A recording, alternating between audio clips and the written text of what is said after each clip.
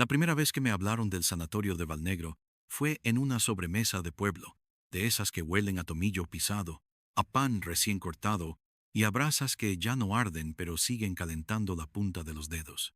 Aquella tarde, el aire estaba tan quieto que las moscas parecían suspendidas en un líquido invisible. Mi tío se inclinó sobre la mesa, con el vaso a medio beber y los ojos nublados por un brillo que no era vino, y dijo que si iba, que si me atrevía a entrar de noche, escucharía cómo el edificio respiraba. Lo dijo en voz baja, casi con respeto, como quien nombra a un enfermo que duerme y no conviene despertar. Nadie se rió, nadie discutió. El silencio que siguió fue tan compacto que, por un instante, imaginé haber oído, allá lejos, un suspiro largo que no era del viento ni de ningún animal. Era algo distinto. Era una casa inhalando, hinchando un tórax hecho de ladrillos viejos y de tuberías corroídas, para luego exhalar con un quejido largo que hacía vibrar los cristales. Fueron años después, cuando murió mi madre, que decidí pasar una temporada en Valnegro. Llevaba semanas sin dormir, arrastrando el insomnio como una cuerda mojada. Me asfixiaba mi propio apartamento, sus techos bajos, su cocina con olor a café frío y a cosas por... Tenía que hacer inventario de su ropa, de sus libros, de las cartas que nunca me envió y que sin embargo guardaba. Y cuando todo aquello se volvió insostenible me fui, como si la carretera pudiera tragar mis pensamientos a golpe de curvas. La casa de mi abuelo seguía en pie, con sus paredes encaladas que se desconchaban en pétalos y sus ventanas que daban al monte. Desde allí, Valnegro era apenas una línea dentada en la ladera, una ruina con la boca abierta. A mediodía resplandecía con el brillo pálido de lo que se oxida. De noche decían que no se veía, no porque la oscuridad lo engullera, sino porque él mismo, el edificio, cerraba los ojos. La primera noche en el pueblo no pude pegar ojo. Era una oscuridad más densa que la de la ciudad, una oscuridad sin alumbrado público, que te obliga a escuchar tus propios latidos y a medir el tiempo por el crujido de la madera. En ese silencio, recortado por grillos y por toses lejanas, algo caminó por el pasillo. No eran pasos humanos. Me equivoqué si pensé que lo eran. Eran más bien el roce de algo que, sin peso, insistía en... Apreté los párpados, pensando en que la fatiga traía fantasmas, y me prometí que, a la mañana siguiente, subiría al sanatorio. No por valor, no por curiosidad, sino por ese tipo de obediencia que uno le debe al miedo. Acercarse para verlo. A la mañana siguiente el monte olía a humedad. El sendero era una costura de tierra parda entre zarzas y pinos de tronco retorcido. A cada paso, el sanatorio crecía, como si respirara más hondo, cuanto más cerca lo tenía. Desde abajo, parecía una colmena de ventanas, todas negras, todas sin párpados. La puerta principal había perdido la mitad de la hoja y un trozo de hierro oxidado grafiteaba el suelo con un arañazo oblicuo. Dentro, el aire estaba más frío de lo que dictaba la estación. No era frescor, era una temperatura sin estación, sin calendario. El polvo hacía un cielo invertido, y al avanzar por el hall, cada nube de partículas se elevaba como si yo estuviese sumergido, y cada gesto levantara sedimentos de un río inmóvil. Todo crujía con una pureza geométrica, un lenguaje de madera y clavos que yo no conocía, pero que el edificio hablaba a la perfección. Encontré la recepción destrozada. El mostrador, con una placa que decía «Enfermería» boca abajo, estaba cubierto de papeles que se habían petrificado en su caída, como si aquella lluvia de fichas clínicas hubiera ocurrido hacía un segundo y, sin embargo, el tiempo las hubiera calcificado allí mismo. Hay objetos que, cuando se rompen, parecen romper algo más que a sí mismos. Son una grieta que se abre en otra. Una camilla abandonada, con sus ruedas ancladas por el óxido, refractaba mi figura en su metal opaco. Me sentí observado, no en el sentido de «alguien me mira», sino en el de «algo está registrando mi temperatura, mi respiración, la anchura de mi pupila». Cerré la boca sin darme cuenta. El olor, si tuviera que describirlo, diría que era una mezcla de gasas viejas, suero seco y algo más agrio, más dulce a la vez, como el perfume rancio de un armario que ha guardado el miedo. No era un olor cualquiera, era un resto. Avancé. A la izquierda, un pasillo se estiraba con una rectitud obstinada. Las puertas se alineaban como dientes, y algunas tenían todavía el cuadradito de vidrio esmerilado en el centro, velando un interior que ya no se distinguía. Entré en la primera habitación y sentí que el frío me agarraba por dentro de la muñeca, como cuando un niño te sujeta para que no te vayas. En la pared, alguien había dibujado con carboncillo la silueta de un árbol sin hojas. No era un dibujo reciente, no era un dibujo antiguo. Era un dibujo que parecía estar sucediendo. Las líneas no se deshacían en el polvo, parecían enraizarse en el muro. En la mesilla de noche había un vaso de cristal con costras, con un círculo blanquecino adherido al fondo. Lo toqué y al hacerlo, una vibración leve recorrió el cuarto, como si el edificio carraspeara. En el espejo del armario, la habitación aparecía con un matiz distinto. No faltaban cosas. Sobraban sábanas dobladas, una bata, la esquina de una revista con la fecha tachada. Di un paso y el reflejo, por una fracción de segundo, no me siguió. Fue un error, una minúscula desviación, un olvido de la luz. Bastó para que se me helaran las manos. Regresé al pasillo sin hacer ruido y me obligué a respirar por la nariz. El silencio era denso y lleno de capas. Bajo el callado general, se distinguía el goteo de algo que no se veía, la dilatación de una madera invisible, el susurro de papeles que no caían, y por debajo de todo, un murmullo. No eran voces. Lo digo porque conviene precisar. No eran palabras claras, no eran frases. Era un modo de exhalar, una corriente leve que, al pasar por un labio que ya no está, suena a consonante. Me quedé quieto. El murmullo se detuvo. Un instante después, vino, desde el extremo del pasillo, el sonido inconfundible de un objeto pequeño rodando por el suelo. Tac, tac, tac. Y el silencio siguiente fue tan abrupto que pensé en una mano que recoge la canica antes de que se detenga por su propio peso. Salí del sanatorio con la impresión de haber sido invitado a irme. No expulsado, no repudiado, invitado con una delicadeza tan gélida que me temblaron los dientes. El camino de vuelta fue una cuesta abajo sin alivio. Cada vez que el viento movía las hojas sentía un roce en el cuello, una atención adherida a mí, magna y microscópica. Esa noche dormí a ratos. Soñé con una sala llena de camas iguales, con cabeceros de hierro pintado en blanco. En cada cama, alguien girado hacia la pared, con el cuerpo cubierto hasta los hombros. Ninguno se movía. El aire estaba saturado de un olor azul. Y cuando hablo de un olor azul, hablo de ese tipo de frío que saben los pasillos de hospital a las 4 de la mañana. El sueño tenía un sonido, un zumbido de luces fluorescentes que vibran con un capricho medido. Y por entre el zumbido, una voz, que no era voz, decía, no. No sé si me desperté o si seguí en el sueño, pero me encontré en la oscuridad de la habitación de mi abuelo con los ojos abiertos, oyendo claramente un arrastre en el pasillo. Era el mismo sonido de alguien que mueve la planta del pie sin levantarlo del suelo. Ese arrastre cuidadoso que hacen las enfermeras que no quieren despertar a un paciente moribundo. Cerré la puerta con el pestillo. Sentí la presión del aire del otro lado, como quien apoya su frente en una madera vieja para escuchar al que respira al final de la... No me fui. A la mañana siguiente subí de nuevo. Llevé una linterna, una libreta, una pequeña grabadora que usaba para entrevistas y que no encendía desde hacía años. Tomé notas sin decidir del todo qué estaba anotando. La fecha, el olor, el ángulo de la luz, los crujidos que ocurrían siempre que atravesaba las puertas pares, el frío que se intensificaba frente a las habitaciones con un número que terminaba en 7.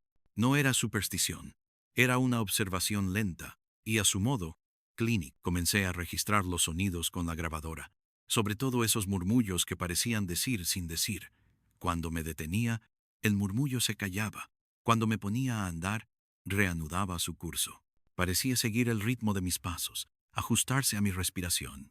A veces, claramente, se adelantaba a mí, como si quisiera conducirme a un lugar determinado. Ese lugar fue el archivo.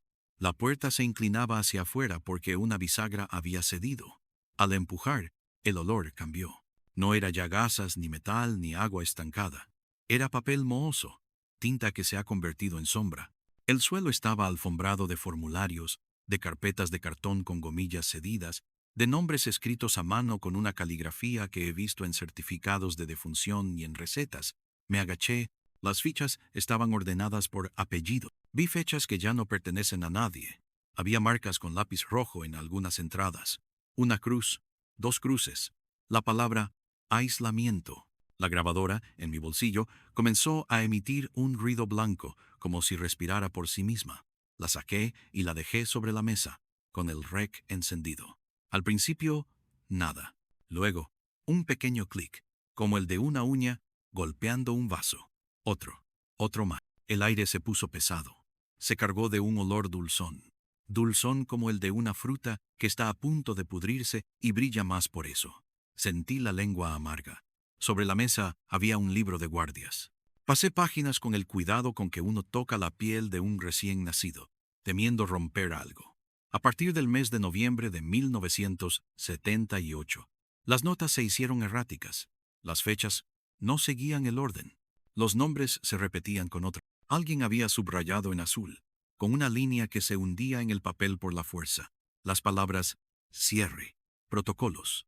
Encontré, doblada dentro, una hoja suelta con un listado. Eran 7. 7 nombres. Al lado de cada uno, una marca. La última línea no tenía marca. El apellido me perforó un punto del pecho que no sabía que existía. Era mi apellido. No supe cuánto rato estuve con ese papel en la mano. El edificio no hizo ningún ruido en todo ese tiempo.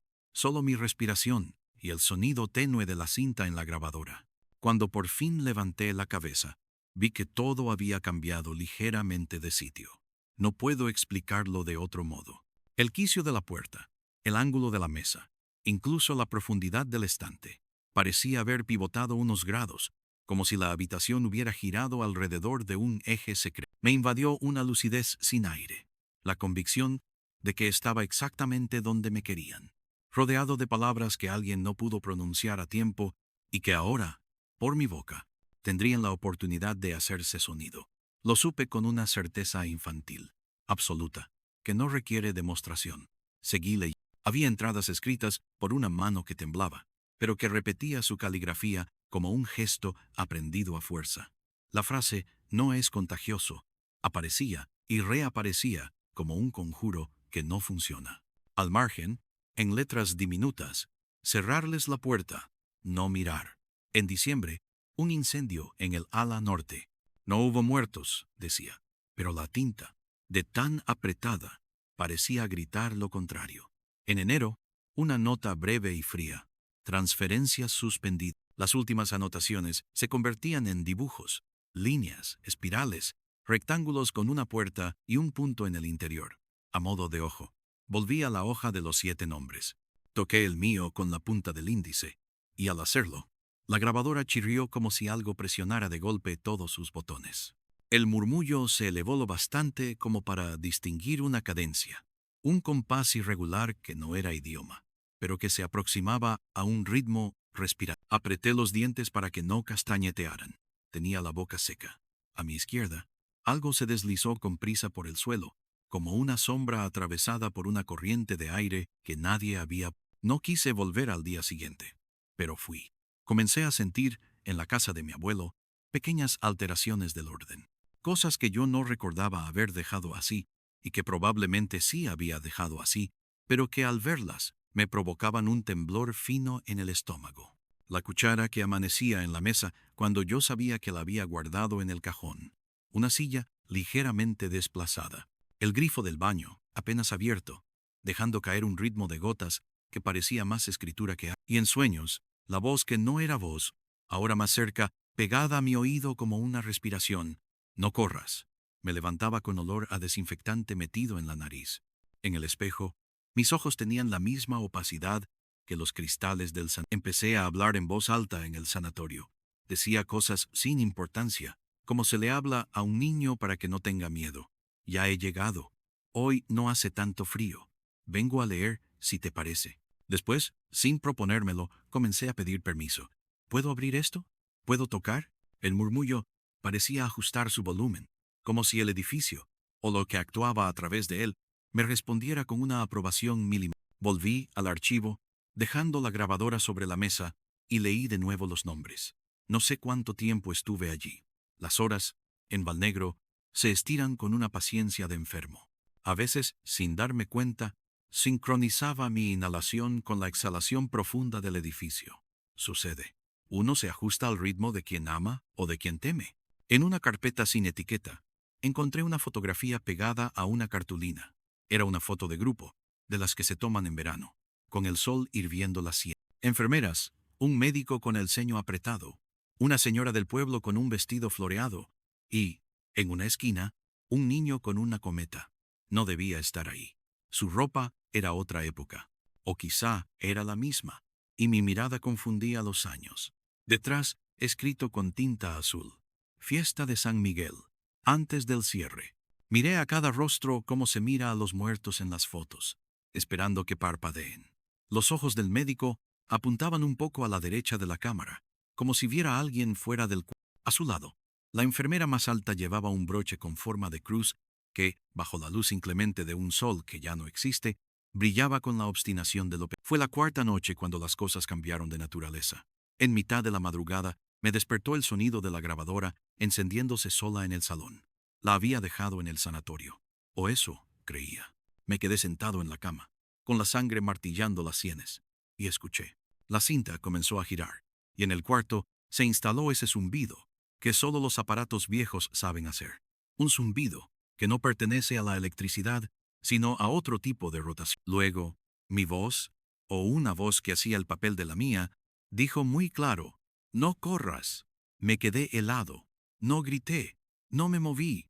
Una corriente de aire frío se escurrió por debajo de la puerta y me lamió el tobillo.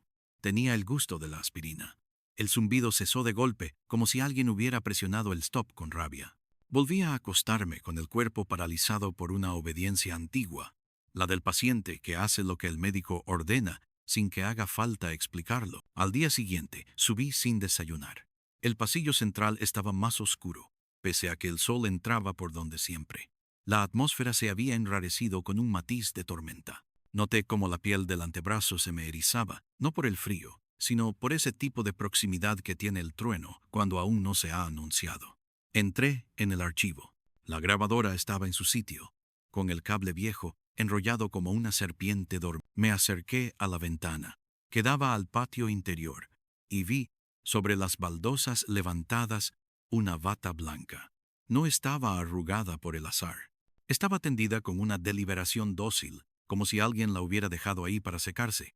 En la mano derecha, que no veía, pude sentir, con una certeza que no venía de los ojos, el peso de un llave. No era la primera vez que mi cuerpo sabía antes que mi cabeza. Di la vuelta a la bata, y dentro de la manga encontré un manojo de llaves pequeñas, todas con el mismo cabezal ovalado, todas iguales, salvo por una, la de metal más oscuro.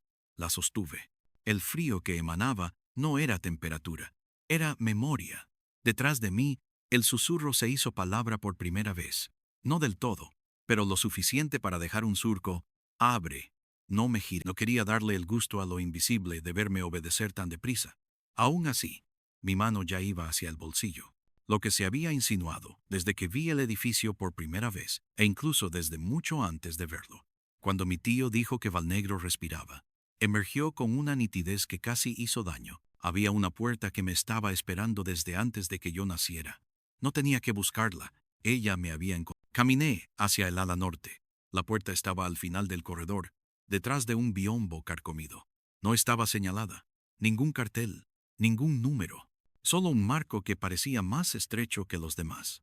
Una madera que, en su grieta, dejaba escapar un aliento de aire más frío, más antiguo. Probé una llave. Giró hasta la mitad y se atascó. Probé la otra. Nada. La tercera. La cuarta.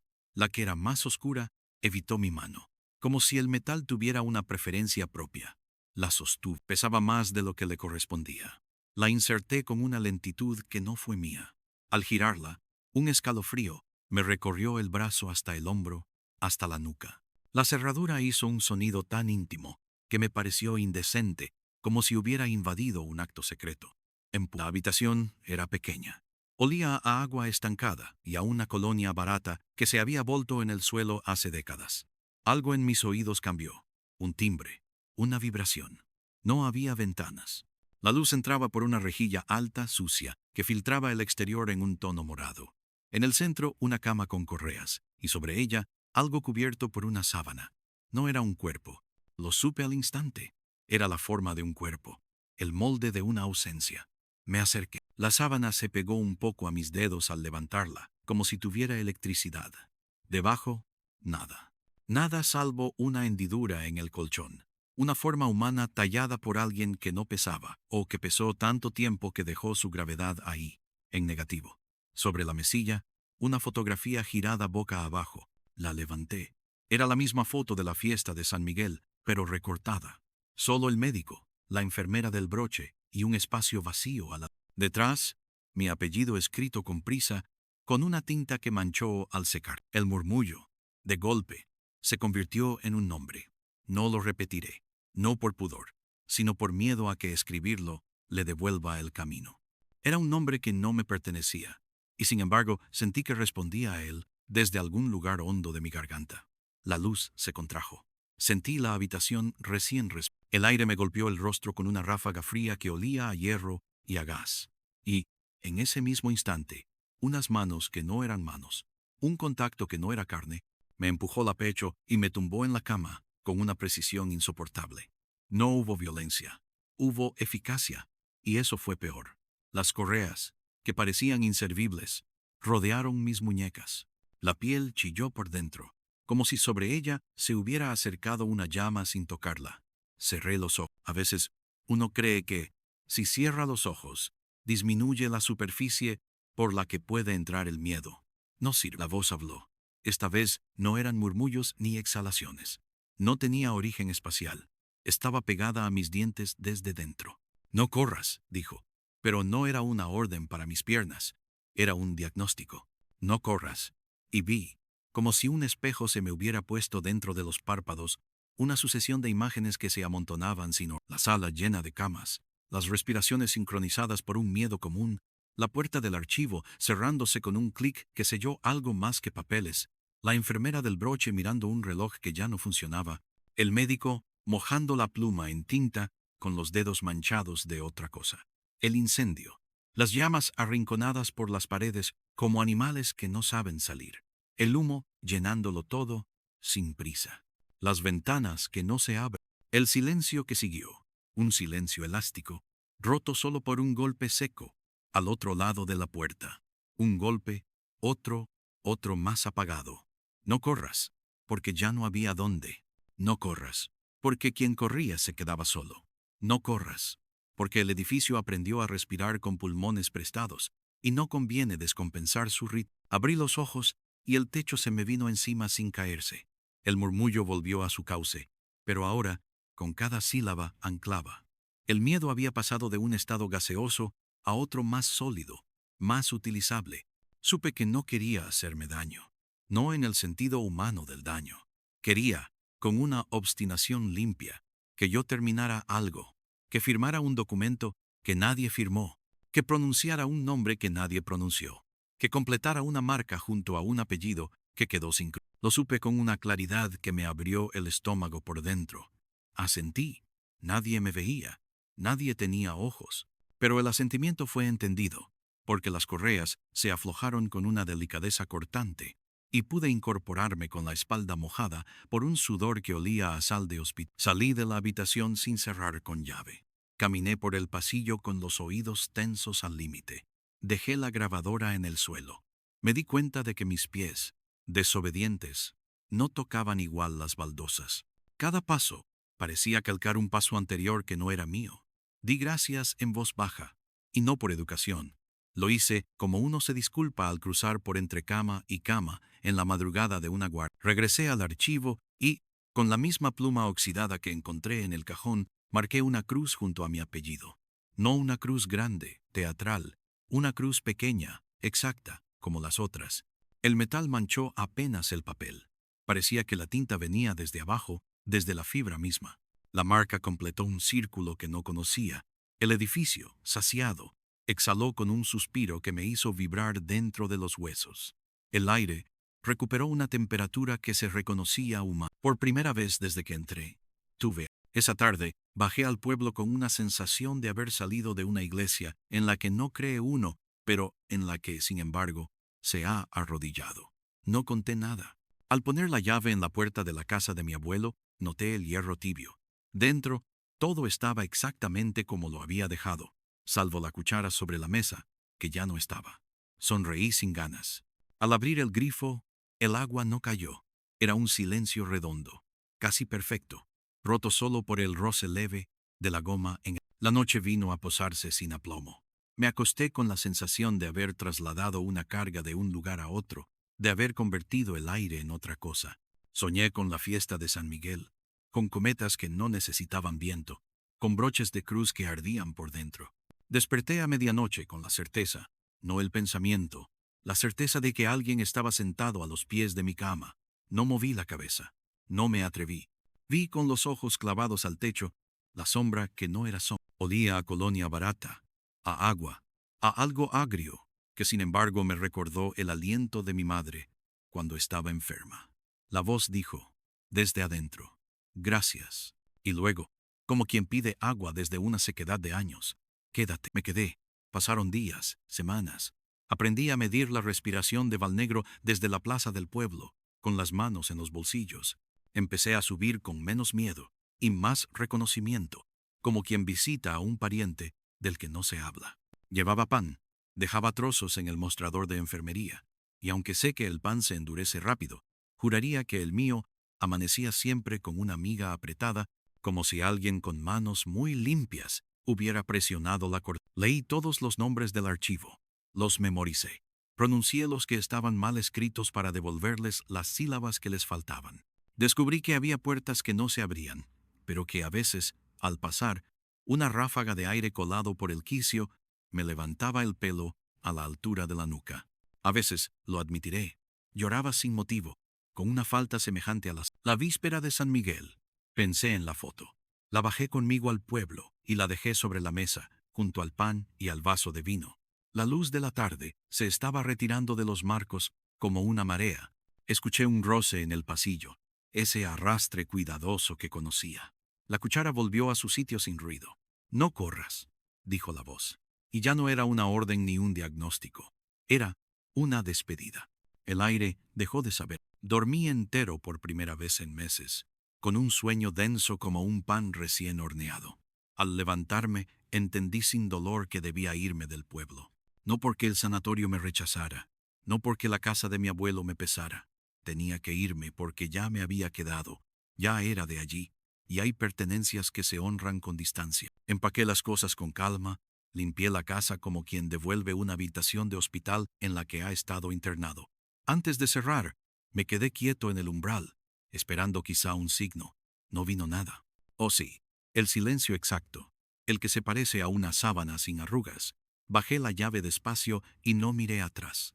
En la carretera, las curvas cambiaron de intensidad según el recuerdo. Cuando, desde el último recodo, miré el sanatorio, lo vi claramente. No estaba desaparecido. No dormía. Me miraba. No con maldad. Con esa clase de mirada que tienen los edificios que han aprendido a tener paciente, moví la mano en un gesto que no era adiós. Ahora, al contarte esto, noto de nuevo el olor azul. Se instala en la habitación donde escribo, como un invitado educado que no tocara nada, pero que, sin embargo, deja su presencia en la disposición del aire. A ratos, el reflejo de la pantalla devuelve, por una fracción de segundo, un ángulo de mi rostro que no es el mío. He intentado escuchar alguna de las cintas que grabé allí, pero la voz que se oye, cuando se oye, tiene una cadencia que no reconozco. Dice nombres con una pronunciación que me resulta familiar y a la vez remota, como si viniera del lado de la lengua en el que no pongo nunca la saliva. He aprendido a no encender la grabadora por la noche. He aprendido a no dejar la cuchara sobre la mesa. He aprendido, sobre todo, a caminar con el peso en el talón y no en la punta, porque así el arrastre es más amable. A veces, un sueño se repite, no con exactitud, sino con esa variación mínima que hace que uno sepa que no es la primera vez. Estoy en el archivo y hay un octavo nombre. No es el mío. No reconozco el apellido, pero cuando levanto la vista a alguien, a mi derecha, mira desde fuera del cuadro. Lleva una cruz pequeña en la solapa, un broche que brilla con un sol que no es de invierno. Su boca no se mueve, pero entiendo lo que dice, no corras. Entonces, despierto. Y el cuarto, durante unos segundos, no es mi cuarto. Es el pasillo de Valnegro. La rejilla alta exhala un aire morado. Las paredes, en su cal privada, tienen un árbol dibujado con carboncillo, sin hojas. Y yo, sin moverme, siento una mano que no es mano apoyada en mi muñeca. No para sujetarme, no para atarme, sino para tomar el pulso. Hay noches en que lo oigo con más nitidez. Fuera, la ciudad respira con una impaciencia distinta, un asmático de neón y ruido. Dentro, la respiración de la casa se ha vuelto tan lenta que a veces temo que se le olvide el siguiente ciclo. Entonces digo el nombre que no repetiré aquí, no en voz alta, no completo, y el aire se reanuda. En esos minutos, la temperatura baja 2 grados y la sombra de la lámpara parece más. Ese descenso se acompaña de un perfume muy leve, un eco de colonia barata que alguien derramó hace décadas. La madera del suelo cruje sin moverse. El agua del vaso se queda quieta, pero el círculo que se dibuja en el fondo recuerda al de aquel vaso fosilizado en la mesilla de Valnegro. Cierro los ojos y escucho. La voz que no es voz pregunta, con una educación que es casi animal. ¿Estás? Yo asiento sin hacer. A esta liturgia, que se repite con una variedad de 9 o 10 gestos, le debo el sueño. No le debo la paz. Podría decirte que el sanatorio me dejó ir, que la cruz pequeña junto a mi apellido selló algo que estaba abierto, pero no sería exacto. Las cosas que se cierran mal dejan una corriente. La puerta del archivo, aunque se la trabe con una cuña, tiene 1 milímetro de holgura por el que entra un aire viejo. Y hay palabras que, aunque las pronuncies completas, dejan una sílaba suelta. He vuelto al pueblo alguna vez desde. Entro en el bar, me siento, bebo un vino que sabe a hierro y a uva nueva. Los viejos me miran con la discreción de quien reconoce en otro una enfermedad similar. Nadie pregunta, nadie habla del sanatorio. Por la noche, en la casa de mi abuelo, ya no suena la grabadora. Pero si dejas un trozo de pan en el mostrador, amanece con la miga apretada. El agua cae con un ritmo exacto, como de gota en vena. En el espejo, por una fracción de segundo, mi reflejo no me sigue. Luego sí, y cuando cierro la puerta y giro la llave, escucho detrás ese suspiro leve, contento, con el que exhala alguien que ya conoce tu respiración. He pensado a veces en contar lo que encontré en la habitación sin número, en escribir el nombre completo, en poner aquí las siglas del médico que firmó lo que no se firma. Sería un gesto fácil, una liberación vulgar. Pero sé, con la certeza que te agarraba la muñeca fría, que no es eso lo que se me pidió. Se me pidió que recordara, que eso que se respira, cuando uno entra y sale de Valnegro, no se pierda en el músculo desganado de un rumbo, que alguien en algún lugar cierre los ojos a medianoche y por un instante escuche un edificio que pacientemente todavía aprende a respirar. Se me pidió que, si oyes un arrastre en el pasillo, si percibes la colonia barata de una enfermera que no dejó de ir de cama en cama cuando ardía el ala norte, si sientes un olor azul que no tiene origen y que no se va cuando abres la ventana, no corras. Que te quedes lo justo para entender que no eres el único que está que hay un punto de tu muñeca donde el pulso responde a otra mano. Y que, si un día te nombran desde adentro con un nombre que no es el tuyo pero que te hace girar la cabeza, recuerdes que hay cruces pequeñas que cierran expedientes más eficazmente que cualquier candado. A veces, en la ciudad, tomo el autobús de madrugada. Oigo el zumbido de los fluorescentes en las estaciones vacías. Lo reconozco. No soy el único. Hay otros que parpadean de un modo ligeramente distinto cuando el tubo de luz vacila. Hay otros que, sin querer, arrastran la planta del pie en el suelo para que el sonido, ese roce que algunas noches presagia compañía, los encuentre. A veces, en las cafeterías de guardia del hospital, me cruzo con enfermeras que llevan un broche con una cruz diminuta. Brilla de una manera que solo he visto en Valnegro. No les digo nada. No haría falta. A la salida, cuando la madrugada se despega de los edificios, el aire tiene ese color morado un segundo, lo justo para hacerme. En ese instante, siempre pienso en la habitación sin número, en el peso de la llave más oscura en mi mano, en la hendidura del colchón que conserva una gravedad ajena, y en la voz que, con una paciencia infinita, me enseñó a no correr. Y ahora que te lo cuento, ahora que estás leyendo con la luz mínima que deja la noche, ahora que oyes quizá a tu propia casa respirar, como no la habías oído respirar antes, te pediré lo mismo que me pidieron a mí. No corras. Si una cuchara aparece sobre la mesa, devuélvela al cajón con suavidad. Si una grabadora, que no recuerdas haber traído, se enciende sola, y tu voz, o una voz que hace de tu voz, pronuncia una frase que ya conoces, no apagues. Sí, en mitad del silencio, percibes un perfume leve, agrio y dulce a la vez, como de colonia barata derramada hace años. No abras las ventanas de par en par. Respira despacio. Acomoda tu pulso al del edificio que te cobija. Quizá, desde debajo de la puerta, se filtre un aire más frío, un aire antiguo que no busca entrar para quedarse, sino para recordar Y si, al girar la cabeza, crees ver por una fracción de segundo un ángulo de tu rostro que no se corresponde, no fuerces el espejo. Haz lo que yo hago. Cierra los ojos. Deja que un nombre que no repites aquí se encienda apenas. Un punto de luz bajo el párpado. Escucha. Te hablarán. No con palabras estrictas, con esa clase de exhalación que ha aprendido a decir sin decir. No corras. Quédatelo justo. Y cuando llegue el momento, marca la cruz mínima junto a un apellido que quizá te suene y quizá no. Nada más. Nada menos. Lo demás se aprende, con paciencia, en la respiración compartida. Y cuando, dentro de un tiempo que no se mide en relojes, salgas al pasillo de tu propia casa y notifiques sin voz que estás ahí, que te has quedado lo suficiente, el silencio que reciba tu gesto será un silencio exacto, redondo como una sábana sin arrugas. Entonces sabrás que Valnegro, sin estar, está en todas partes donde alguien recuerda. Y si alguna noche, al cerrar los ojos, sientes una mano que no es mano posarse en tu muñeca, no la retires. Déjala tomar el pulso. Solo hará falta un minuto. Después, podrás dormir si el sueño te encuentra. Si no, promete conmigo lo único que he aprendido a prometer de verdad: no correr. Porque hay casas que respiran, y respiran mejor cuando tú respiras despacio. Porque hay nombres que, cuando no se dicen, siguen estando. Y porque, aunque las puertas cierren con un clic perfecto, siempre queda un milímetro por el que se cuela un aire viejo que no hace daño. Solo memoria.